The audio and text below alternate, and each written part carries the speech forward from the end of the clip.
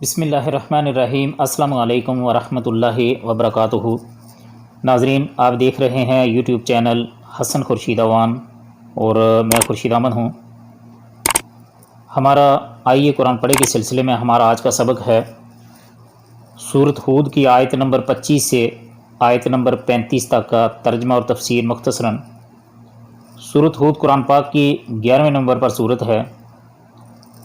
یہ 12واں پارہ ہے، 12ویں پارے کا تیسرا رکوع ہے، جبکہ سورۃ ہود کا بھی یہ تیسرا ہی رکوع ہے۔ الحمدللہ رب العالمین والصلاۃ والسلام علی سید المرسلین والعاقبۃ للمتقین۔ رب اشرح لی صدری ویسر لی امری واحلل عقدۃ من لسانی یفقہوا قولی۔ رب زدنی علما رب زدنی علما رب زدنی علما۔ اعوذ باللہ من الشیطان الرجیم، بسم اللہ الرحمن الرحیم۔ وَلَقَدْ أَرْسَلْنَا نُوحًا إِلَىٰ قَوْمِهِ إِنِّي لَكُمْ نَذِيرٌ مُّبِينٌ۔ وَلَقَدْ أَرْسَلْنَا ہم نے بھیجا نوحًا إِلَىٰ یعنی طرف قومہ اس کی قوم کی طرف، یقیناً ہم نے نوح علیہ السلام کو اس کی قوم کی طرف رسول بنا کر بھیجا کہ میں تمہیں صاف صاف ہوشیار کر دینے والا ہوں۔ ان لا تعبدوا الا اللہ انی اخاف علیکم عذاب یوم علیم۔ ان کہ لا تعبدو نہ پرستش کرو یعنی پوجا کرو، عبادت کرو تم، الا سوائے اللہ کے، کہ تم صرف اللہ کی عبادت کرو، مجھے تو تم پر دردناک دن کے عذاب کا خوف ہے۔ صرف اللہ کی عبادت کرو مطلب یہ وہی دعوت توحید ہے جو ہر نبی نے آ کر اپنی اپنی قوم کو دی، جس طرح فرمایا وَمَا أَرْسَلْنَا مِن قَبْلِكَ مِن رَّسُولٍ إِلَّا نُوحِي إِلَيْهِ أَنَّهُ لَا إِلَٰهَ إِلَّا أَنَا فَاعْبُدُونِ۔ جو پیغمبر ہم نے آپ سے پہلے بھیجے ان کی طرف یہی وحی کی کہ میرے سوا کوئی معبود نہیں، پس میری ہی عبادت کرو، یعنی اگر مجھ پر ایمان نہیں لائے اور اس دعوت توحید کو نہیں اپنایا تو عذاب الہی سے نہیں بچ سکو گے۔ فقال الملأ الذین کفروا من قومہ ما نراک الا بشرا مثلنا وما نراک اتبعاک الا الذین هم اراذلنا بادی الرأی وما نرا لکم علینا من فضل بل نظنکم کاذبین۔ فقال تو بولے، الملأ کا مطلب ہوتا ہے سردار، الذین کفروا جن لوگوں نے کفر کیا، من قوم ہے اس کی قوم کے، ما نرا کا مطلب ہم نے نہیں دیکھتے۔ اس آیت مبارکہ کا ترجمہ ہے اس کی قوم کے کافروں کے سرداروں نے جواب دیا کہ ہم تو تجھے اپنے جیسا انسان ہی دیکھتے ہیں اور تیرے تابعداروں کو بھی ہم دیکھتے ہیں کہ یہ لوگ واضح طور پر سوائے ینچ یعنی لوگوں کے اور کوئی نہیں جو بے سوچے سمجھے تمہاری پیروی کر رہے ہیں، یعنی نیچ لوگوں کے۔ ہم تو تمہاری کسی قسم کی برتری اپنے اوپر نہیں دیکھ رہے، بلکہ ہم تو تمہیں جھوٹا سمجھ رہے ہیں، ہم تو تجھے اپنے جیسا ہی انسان دیکھتے ہیں۔ یہ وہی شبہ ہے جس کی پہلے کئی جگہ وضاحت کی جا چکی ہے کہ کافروں کے نزدیک بشریت کے ساتھ نبوت و رسالت کا اجتماع بڑا عجیب تھا، جس طرح آج کے اہل بدعت کو بھی عجیب لگتا ہے اور وہ بشریت رسول کا انکار کرتے ہیں۔ حق کی تاریخ میں یہ بات بھی ہر دور میں سامنے آ رہی ہے کہ ابتدا میں اس کو اپنانے والے ہمیشہ وہ لوگ ہوتے ہیں جنہیں معاشرے میں بے نوا کم تر سمجھا جاتا تھا، یعنی جن لوگوں کو کم تر سمجھا جاتا تھا معاشرے میں، وہی لوگ سب سے پہلے حق کو قبول کرتے ہیں اور صاحب حیثیت اور خوشحال طبقہ اس سے محروم رہتا ہے، حتیٰ کہ پیغمبروں کے پیروکاروں کی علامت بن گئی۔ چنانچہ شاہ روم ہرقل نے حضرت ابو سفیان رضی اللہ عنہ سے، جیسے کہ وہ مشہور معروف واقعہ ہے کہ جب حضرت ابو سفیان رضی اللہ عنہ جو ابھی تک مسلمان نہیں ہوئے تھے تو ہرقل کو نبی صلی اللہ علیہ وسلم کے بارے میں جو سنگن ہوئی تھی، جو اس کو ان کے بارے میں خبر پہنچی تھی، تو اس نے جو عرب یہ لوگ تاجر قافلہ یورپ میں گیا ہوا تھا وہاں تجارت کے سلسلے میں، تو اس کے سردار ابو سفیان تھی، تو ہرقل بادشاہ نے ان کو بلایا تھا، تو نبی صلی اللہ علیہ وسلم کے بابت پوچھا، ان کے بارے میں پوچھا، تو اس میں ان سے ایک بات یہ بھی اس نے پوچھی تھی کہ اس کے پیروکار معاشرے کے معزز سمجھے جانے والے لوگ ہیں یا کمزور لوگ؟ تو اس کے جواب میں حضرت ابو سفیان نے جواب میں کہا کہ کمزور لوگ، جس پر ہرقل نے کہا رسولوں کے پیروکار یہی لوگ ہوتے ہیں۔ صحیح بخاری شریف میں یہ واقعہ تفصیل کے ساتھ منقول ہے۔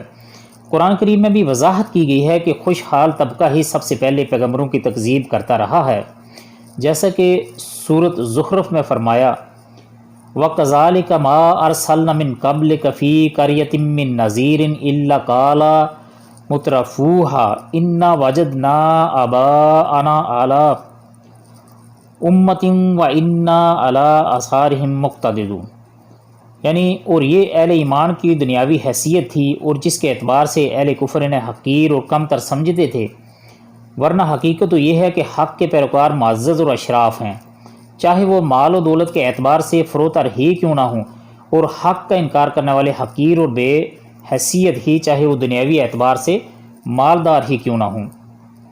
اہل ایمان چونکہ اللہ اور رسول کے احکام کے مقابلے میں اپنی عقل اور دانش اور رائے کا استعمال نہیں کرتے، اس لیے اہل باطل یہ سمجھتے ہیں کہ یہ بے سوچ سمجھ رکھنے والے لوگ ہیں کہ اللہ کا رسول انہیں جس طرح موڑ دیتا ہے اسی طرح مڑ جاتے ہیں، جس چیز سے روک دیتا ہے رک جاتے ہیں۔ یہ بھی اہل ایمان کی ایک بڑی بلکہ ایمان کا لازمی تقاضا ہے، لیکن اہل کفر اور باطل کے نزدیک یہ خوبی بھی عیب ہے۔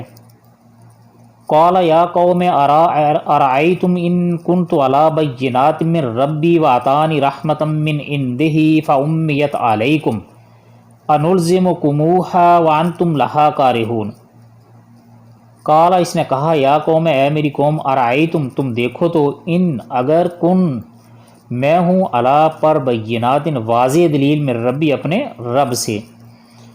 نوح علیہ السلام نے کہا، میری قوم والوں مجھے بتاؤ تو اگر میں اپنے رب کی طرف سے دلیل پر ہوا اور مجھے اس نے اپنے پاس کی کوئی رحمت عطا کی ہو، پھر وہ تمہاری نگاہوں میں نہ آئی تو کیا یہ زبردستی میں اسے تمہارے گلے منڈ دوں، حالانکہ تم اس سے بیزار ہو۔ اس نے اپنے پاس کی کوئی رحمت عطا کی ہو، مطلب یہ ہے کہ بینہ سے مراد ایمان و یقین ہے کھلی، اور رحمت سے مراد نبوت ہے، جس سے اللہ تعالیٰ نے حضرت نوح علیہ السلام کو سرفراز فرمایا تھا۔ نگاہوں میں مطلب نہ آئی تو کیا، اس کا مطلب یہ ہے کہ یعنی تم اس کے دیکھنے سے اندھے ہو گئے، چنانچہ تم نے اس کی قدر پہچانی اور نہ اسے اپنانے پر آمادہ ہوئے، بلکہ اس کو جھٹلایا اور رد کے در پہ ہو گئے۔ جب یہ بات ہے تو ہدایت اور رحمت تمہارے حصے میں کس طرح آ سکتی ہے؟ وَيَا قَوْمَ لَا أَسْأَلُكُمْ عَلَيْهِ مَالًا إِنْ أَجْرِيَ إِلَّا عَلَى اللَّهِ وَمَا أَنَا بِطَارِدِ الَّذِينَ آمَنُوا إِنَّهُمْ مُلَاقُو رَبِّهِمْ وَلَكِنِّي أَرَاكُمْ قَوْمًا تَجْهَلُونَ۔ وَيَا قَوْمَ، اور اے میری قوم، لا أَسْأَلُكُمْ، میں نہیں مانگتا تم سے، علیہ اس پر، مالًا کچھ مال، ان نہیں، اجریہ میرا اجر، الا مگر، اللہ اللہ پر۔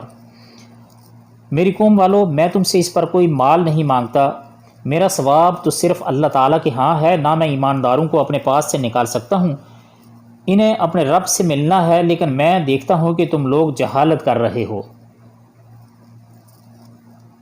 تاکہ تمہارے دماغوں میں یہ شبہ نہ آ جائے کہ اس دعوی نبوت سے اس کا مقصد تو دولت دنیا اکٹھا کرنا ہے۔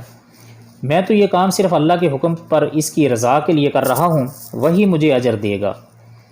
اس سے معلوم ہوتا ہے کہ قوم نوح علیہ السلام کے سرداروں نے بھی معاشرے میں کمزور سمجھے جانے والے اہل ایمان کو حضرت نوح علیہ السلام سے اپنے مجلس یا اپنے قرب سے دور رکھنے کا مطالبہ کیا ہوگا، جس طرح رؤسائے مکہ نے رسول اللہ صلی اللہ علیہ وسلم سے اس قسم کا مطالبہ کیا تھا، جس پر اللہ تعالیٰ نے قرآن کریم کی آیت نازل فرمائی تھیں، اے پیغمبر، ان لوگوں کو اپنے سے دور مت کرنا جو صبح و شام اپنے رب کو پکارتے ہیں۔ سورۃ انعام آیت نمبر 52 ہے۔ اپنے نفسوں کو ان لوگوں کے ساتھ جوڑے رکھیے جو اپنے رب کو صبح و شام پکارتے ہیں، اپنے رب کی رضا چاہتے ہیں، آپ کی آنکھیں ان سے گزر کر کسی اور کی طرف تجاوز نہ کریں۔ یہ نبی صلی اللہ علیہ وسلم کو اللہ سبحانہ و تعالیٰ نے حکم دیا تھا۔ اور سورہ کہف میں فرمایا وَاصْبِرْ نَفْسَكَ مَعَ الَّذِينَ يَدْعُونَ رَبَّهُمْ بِالْغَدَاةِ وَالْعَشِيِّ يُرِيدُونَ وَجْهَهُ وَلَا تَعْدُ عَيْنَكَ عَنْهُمْ تُرِيدُ زِينَةَ الْحَيَاةِ الدُّنْيَا وَلَا تُطِعْ مَنْ أَغْفَلْنَا قَلْبَهُ عَنْ ذِكْرِنَا وَاتَّبَعَ هَوَاهُ وَكَانَ أَمْرُهُ فُرُطًا۔ سورۃ کہف کی آیت نمبر 28 ہے، یعنی اللہ اور رسول کے پیروکار کو حقیر سمجھنا اور پھر انہیں قرب نبوت سے دور کرنے کا مطالبہ کرنا، یہ تمہاری جہالت ہے۔ یہ لوگ تو اس لائق ہیں کہ انہیں سر آنکھوں پر بٹھایا جائے، نہ کہ دور دتکارا جائے۔ یہ ایمان والوں کے بارے میں ہے، اللہ سبحانہ تعالیٰ ایمان والوں کے بارے میں فرما رہے ہیں کہ یہ ایسے لوگ ہیں کہ ان کو سر آنکھوں پر بٹھانا چاہیے، ان کو دور نہیں کرنا چاہیے۔ وَيَا قَوْمِ مَنْ يَنْصُرُنِي مِنَ اللَّهِ إِن طَرَدتُّهُمْ أَفَلَا تَذَكَّرُونَ۔ وَيَا قَوْمِ اور اے میری قوم، من ینصرنی کون بچائے گا مجھے، من سے اللہ ان اگر طردتم میں ہانک دوں انہیں، افلا تذکرون کیا تم غور نہیں کرتے۔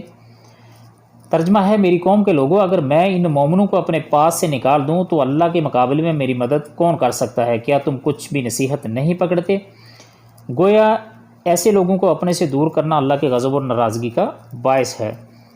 یعنی جو لوگ اسلام سے ایمان سے پہ آتے ہیں اور ایمان سے محبت کرتے ہیں، اسلام سے محبت کرتے ہیں، ایسے لوگوں کو کسی بھی وقت کے عالم کے لیے یہ جائز نہیں کہ ان کو اپنے سے دور کرے اور لوگوں کی اس خواہش پر کہ لوگ ایمان لے آئیں، بڑے بڑے لوگوں کو اپنے قریب کریں۔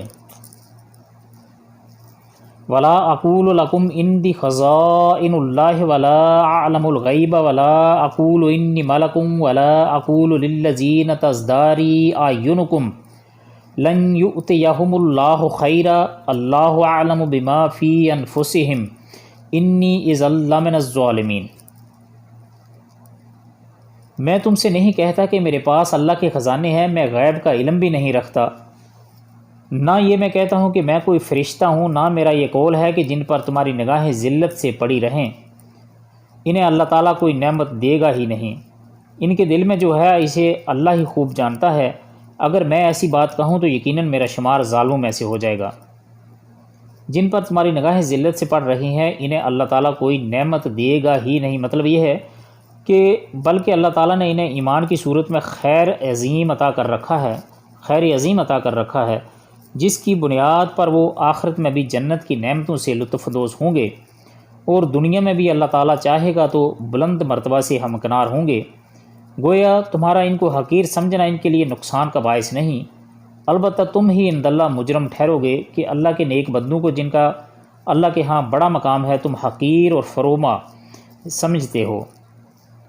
کیونکہ میں ان کی بابت ایسی بات کہوں جس کا مجھے علم نہیں، صرف اللہ جانتا ہے، تو یہ ظلم ہوگا۔ قالوا یا نوح قد جدلتنا فاکثرت جدالنا فأتنا بما تعدنا ان کنت من الصادقین۔ قوم کے لوگوں نے کہا، اے نوح تو نے ہم سے بحث کر لی اور خوب بحث کر لی، اب تو جس چیز سے ہمیں دھمکا رہا ہے وہی ہمارے پاس لے آ، اگر تو سچوں میں ہے۔ لیکن اس کے باوجود ہم ایمان نہیں لائے۔ یعنی انہوں نے قوم میں نوح علیہ السلام سے کہا، ان کی قوم نے، کہ تو نے اپنی ساری دلیلیں پیش کر دی ہیں، اس کے باوجود ہم لوگ ایمان نہیں لائے۔ یہ وہی حماقت ہے جس کا ارتکاب گمراہ قومیں کرتی آئی ہیں۔ یہ جو انہوں نے فرمایا تھا کہ اب تو وہی، یعنی نوح علیہ السلام جو انہیں عذاب سے ڈراتے تھے، تو یہاں پر انہوں نے نوح علیہ السلام سے مطالبہ کر دیا کہ ٹھیک ہے اگر تو سچا ہے اپنی باتوں میں تو پھر ہمارے اوپر عذاب لے آ۔ تو یہ وہی حماقت ہے جس کا ارتکاب اکثر قومیں کرتی آئی ہیں کہ وہ اپنے پیغمبر سے کہتی رہی ہیں کہ اگر تو سچا ہے تو ہم پر عذاب نازل کروا، ہمیں تباہ کروا دے۔ حالانکہ ان میں عقل ہوتی تو وہ کہتی ہیں کہ اگر سچا ہے اور واقعی اللہ کا رسول ہے تو ہمارے لیے دعا کر کے اللہ تعالیٰ ہمارا سینہ بھی کھول دے تاکہ ہم اسے اپنا لیں۔ قال انما یأتیکم بہ اللہ ان شاء وما انتم بمعجزین۔ جواب دیا کہ اسے بھی اللہ تعالیٰ ہی لائے گا اگر وہ چاہے، اور ہاں تم اسے دہرانے والے نہیں ہو۔ یعنی عذاب کا آنا خالص اللہ کی مشیت پر موقوف ہے، یہ نہیں ہے کہ جب میں چاہوں تم پر عذاب لے آؤں۔ تاہم جب اللہ عذاب کا فیصلہ کر لے گا یا بھیج دے گا تو پھر اس سے کوئی عاجز کرنے والا، یعنی تھکانے والا، یعنی روکنے والا نہیں ہے۔ وَلَا يَنْفَعُكُمْ نُصْحِي إِنْ أَرَدْتُ أَنْ أَنْصَحَ لَكُمْ إِنْ كَانَ اللَّهُ يُرِيدُ أَنْ يُغْوِيَكُمْ هُوَ رَبُّكُمْ وَإِلَيْهِ تُرْجَعُونَ۔ تمہیں میری خیر خواہی کچھ بھی نفع نہیں دے سکتی، گو میں کتنی ہی تمہاری خیر خواہی کیوں نہ چاہوں، بشرطے کہ اللہ کا ارادہ تمہیں گمراہ کرنے کا ہو، وہی تم سب کا پروردگار ہے اور اسی کی طرف لوٹ کر جاؤ گے۔ اغوا بمعنی اضلال گمراہ کرنا ہے، یعنی تمہارے کفر اور جہود اگر اس مقام پر پہنچ چکا ہے جہاں سے کسی انسان کو پلٹ کر آنا اور ہدایت کو اپنا لینا ناممکن ہے، تو اسی کیفیت کو اللہ کی طرف سے مہر لگا دینا کہا جاتا ہے، جس کے بعد ہدایت کی کوئی امید باقی نہیں رہ جاتی۔ مطلب یہ ہے کہ اگر تم بھی اسی طرح خطرناک موڑ تک پہنچ چکے ہو تو پھر میں تمہاری خیر خواہی بھی کرنی چاہوں، یعنی ہدایت پر لانے کی اور زیادہ کوشش کروں، تو یہ کوشش اور خیر خواہی تمہارے لیے مفید نہیں، کیونکہ تم گمراہی کے آخری مقام تک پہنچ چکے ہو۔ ہدایت اور گمراہی بھی اسی کے ہاتھ میں ہے اور اسی کی طرف تم سب کو لوٹ کر جانا ہے، جہاں وہ تمہارے عملوں کی جزا دے گا، نیکوں کو ان کے نیک عمل کی جزا اور بروں کو ان کی برائی کی سزا دے گا۔ ام یقولون افتراہ قل ان افتریتہ فعلی اجرامی وانا بریء مما تجرمون۔ ام کیا یقولون وہ کہتے ہیں، افتراہ بنا لایا ہے اس کو، قل کہہ دیں، ان افتریتہ اگر میں نے اسے بنا لیا ہے، فعلی تو مجھ پر، اجرامی میرا گناہ، وانا اور میں، بری مما اس سے جو تجرمون تم گناہ کرتے ہو۔ کیا یہ کہتے ہیں کہ اسے خود اسی نے گڑھ لیا ہے؟ تو جواب دے کہ اگر میں نے اسے گڑھ لیا ہو تو میرا گناہ مجھ پر ہے اور میں ان گناہوں سے بری ہوں جو تم کر رہے ہو۔ بعض مفسرین کے نزدیک یہ مکالمہ قوم نوح علیہ السلام اور حضرت نوح علیہ السلام کے درمیان ہوا، اور بعد کا خیال ہے کہ یہ جملہ معترضہ کے طور پر نبی اکرم صلی اللہ علیہ وآلہ وسلم اور مشرکین مکہ کے درمیان ہونے والی گفتگو ہے۔ مطلب یہ ہے کہ اگر یہ قرآن میرا گڑھا ہوا ہے اور میں اللہ کی طرف سے منسوب کرنے میں جھوٹا ہوں تو میرا جرم ہے، اس کی سزا میں ہی بھگتوں گا، لیکن تم جو کچھ کر رہے ہو جس سے میں بری ہوں اس کا بھی تمہیں پتہ ہے، اس کا وبال تو مجھ پر نہیں تم پر ہی پڑے گا، کیا اس کی بھی تمہیں کچھ فکر ہے؟ تو محترم ناظرین، یہ تھا ہمارا آج کا سبق۔ آئیے قرآن پڑھیں گے سلسلے میں۔ آپ دیکھ رہے تھے یوٹیوب چینل حسن خورشید اعوان اور میں خورشید امن ہوں۔ اگر آپ کو ویڈیو اچھی لگے تو لائک، شیئر اور کمنٹ ضرور کیجیے گا تاکہ اس سے ہماری حوصلہ افزائی ہو سکے، اور اگر آپ کو ہمارا یہ سلسلہ پسند آئے تو چینل کو اگر ابھی تک سبسکرائب نہیں کیا تو چینل کو بھی سبسکرائب کر لیجئے۔ ملتے ہیں اگلی ایک ویڈیو میں، اپنا بہت سارا خیال رکھیے گا اور ہمارے اس چینل کا بھی۔ تب تک کے لیے اللہ حافظ۔ اللہ تعالیٰ سے دعا ہے کہ اللہ تعالیٰ ہمارا پڑھنا اور سننا اسے قبول عام فرمائے، اور اللہ تعالیٰ ہمیں ہمارا اٹھنا بیٹھنا، سونا جاگنا، ہر طرح کا زندگی کے معاملات قرآن پاک کے بتلائے ہوئے طریقے کے مطابق اپنانے کی توفیق عطا فرمائے۔ آپ سب کے قیمتی وقت کا بہت بہت شکریہ۔ السلام علیکم ورحمۃ اللہ وبرکاتہ۔